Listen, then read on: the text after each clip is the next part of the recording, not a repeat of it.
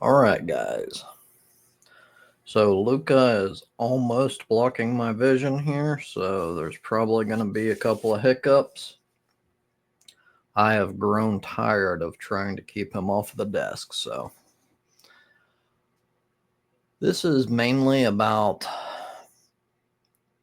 Tulsi Gabbard's connection with Russia and her constant parroting of Russian propaganda in the past. She's never swayed from that. And of course, as I've noted, Trump has a sort of Putin dick sucking history. And he's slated to meet with Putin sometime soon. And this is very concerning for national security reasons, because personally, I don't think Trump has the interests of the United States at heart at all. All he cares about is his own benefit. That's all he's ever cared about. So I truly believe that if something could benefit him personally, he will screw over the United States. But this is an article that I want to read from the Independent that kind of goes into a little bit more detail on the history of Tulsi Gabbard. If you aren't aware, she was slated as a pick by Trump to become the director of national intelligence. Many people brought up the concerns there. So the vote wasn't extreme, but it was basically a partisan vote because GOP is basically cucked to Donald Trump and they do whatever he wants. But would you stop? But yeah, so this is definitely a negative thing for potential national security. I'm going to go ahead and read this. Tulsi Gabbard's history with Russia is even more concerning than you think. One expert says her views are so wildly fringe that her potential appointment as DNI is genuinely alarming. This is by Richard Hall and Andrew Feinberg. In the summer of 2015, 3 Syrian girls who had narrowly survived an airstrike some weeks earlier stood before Tulsi Gabbard with horrific burns all over their bodies. Gabbard, then a U.S. Congresswoman on a visit to the Syria-Turkey border as part of her duties for the Foreign Affairs Committee, had a question for them. How do you know it was Bashar al-Assad or Russia that bombed you and not ISIS? She asked, according to Muaz Mustafa, a Syrian activist who was translating her conversation with the girls. It was a revealing insight into Gabbard's conspiratorial views of the conflict, and it shocked Mustafa to silence. He knew, as even the young children did, that ISIS did not have jets to launch airstrikes. It was such an absurd question that he chose not to translate it because he didn't want to upset the girls, the eldest of whom was 12. From that point on, I'm sorry to say I was inaccurate in my translations of anything she said, Mustafa told The Independent. It was more like, how do I get these girls away from this devil? Even before Gabbard left the Democratic Party, ingratiated herself with Donald Trump, and secured his nomination to become Director of National Intelligence, she was known as a prolific peddler of Russian propaganda. In almost every foreign conflict in which Russia had a hand, Gabbard backed Moscow and railed against the U.S. Her past promotion of Kremlin propaganda has provoked significant opposition on both sides of the aisle to her nomination. Her journey from anti-war Democrat to Moscow-friendly MAGA warrior began in Syria. The devastating conflict was sparked by pro-democracy uprisings in 2011, which were brutally crushed by the Assad regime. It descended into a complex web of factions that drew extremist Islamists from all around the world and global powers into the fray. The Syrian Observatory for Human Rights, SOHR, a UK-based monitoring group with a network of sources on the ground, documented the deaths of 503,064 people by March 2023.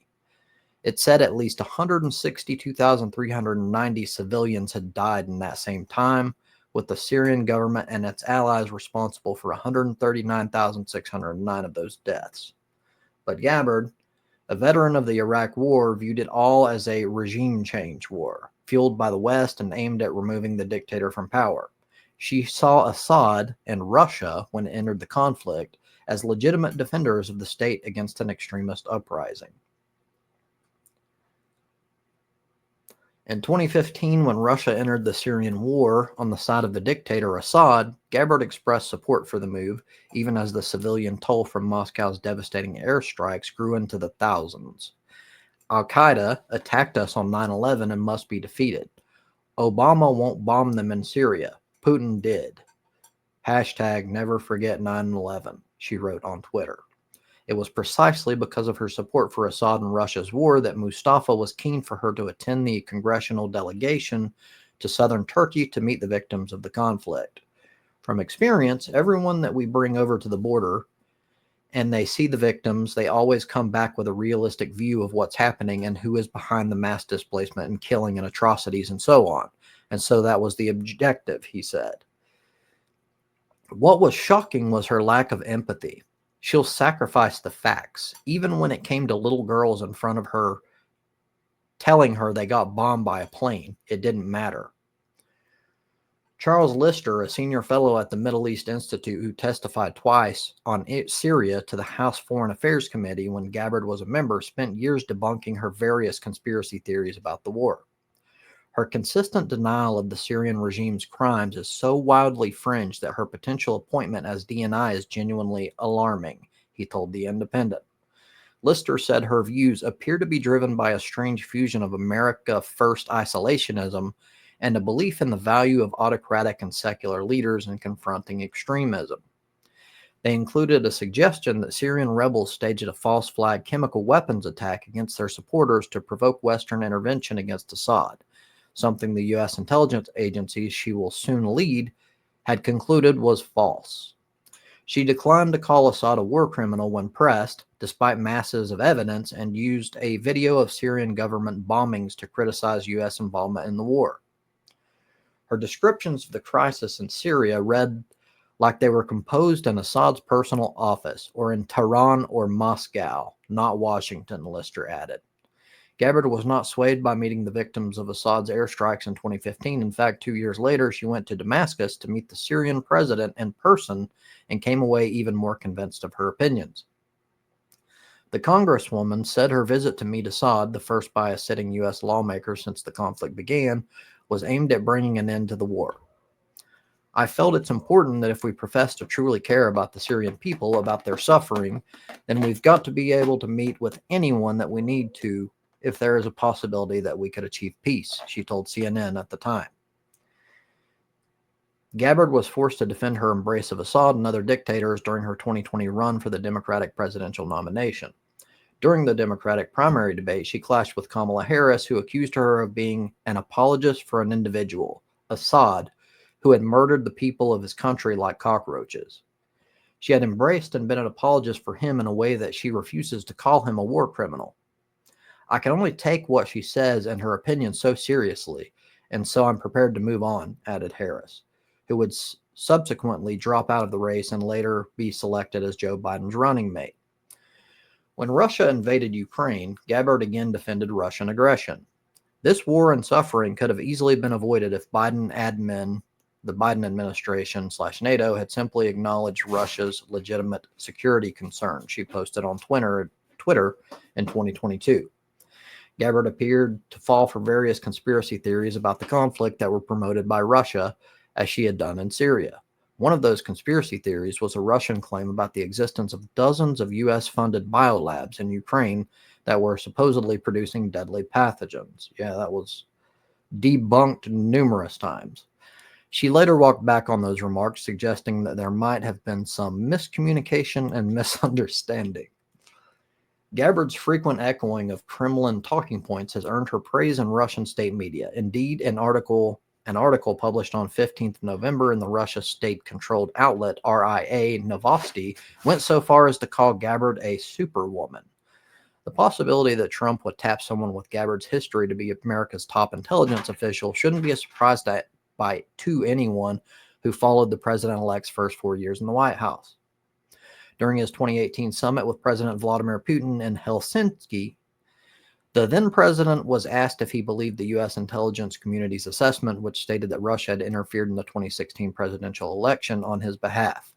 That assessment was based on analysis of what was determined to have been state-sponsored campaigns of fake social media posts and ersatz news sites to spread false stories about his Democratic opponent, Hillary Clinton, as well as cyber attacks targeting the Democratic National Committee and prominent operatives associated with the Clinton campaign.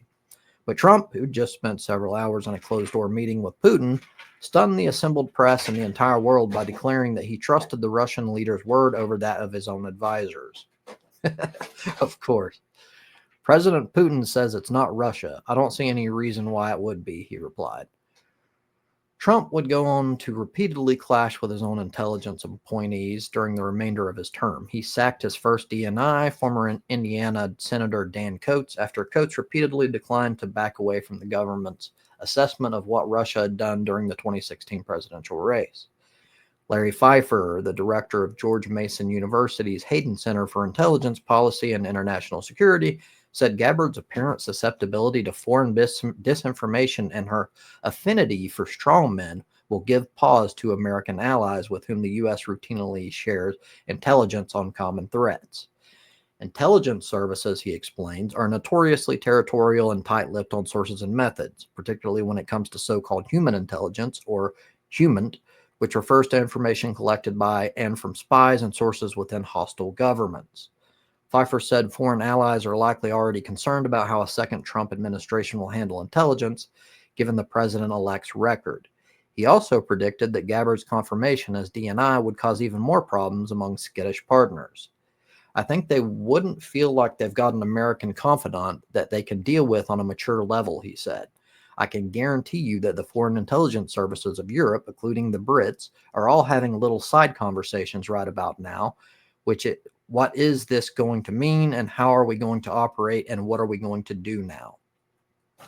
The former U.S. intelligence veteran also said Gabbard's record of spreading foreign talking points calls into question whether she will be able to carry out the DNI's important responsibility of briefing the president on threats to the nation.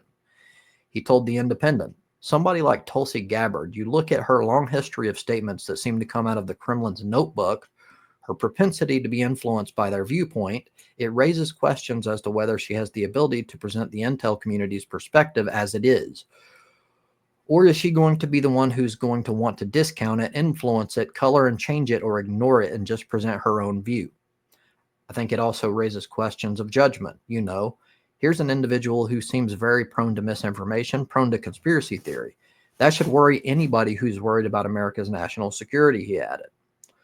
Trump's selection of the former Hawaii Congresswoman could be a problem for the senators tasked with confirming her on several different levels. For one, the position is unique among cabinet agencies in that there are strict requirements for who can serve in the director's role. The text of the 2004 law, which established the Office of the Director of National Intelligence in the wake of the 9/11 terror attacks on New York and Washington and the intelligence community's failures leading up to the U.S. invasion of Iraq, specifically states that any person who serves in the DNI job shall have extensive national security expertise. The first person to serve as DNI, John Negroponte, was a widely respected Foreign Service veteran who had served as U.S. ambassador to Iraq, Mexico, Honduras, and the Philippines as the country's ambassador to the United Nations, and a deputy national security advisor during the Reagan administration. The next three people to hold the office were flag-rank military officers with significant intelligence experience. Pfeiffer, a U.S. intelligence veteran of 3 decades, who once ran the White House Situation Room and served as chief of staff to then CIA Director General Michael Hayden, told The Independent that Gabbard's experience in the House and her military service, which, while admirable, do not match the standards envisioned by the authors of the 2004 law, which established the office. That's national security experience, but she was a freaking military cop operating at a largely tactical level, not that strategic long-term national security perspective that one would expect, he said. Gabbard may have left the Syrian conflict behind, but Mustafa still works with its victims every day, and he believes the connection between her views on Syria and Ukraine is clear.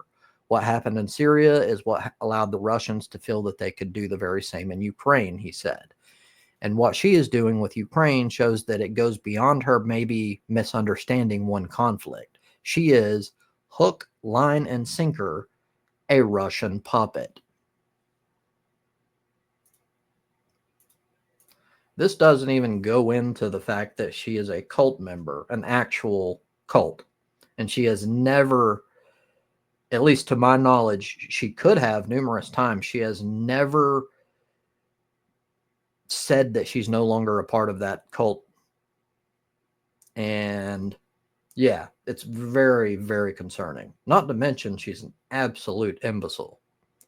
Like, you cannot have someone with an IQ of a grapefruit being the fucking director of national intelligence of all positions. Like, I've had problems like almost across the board, with very few exceptions, with Trump's appointees. But this one is a very, very big deal. Thank you for your time.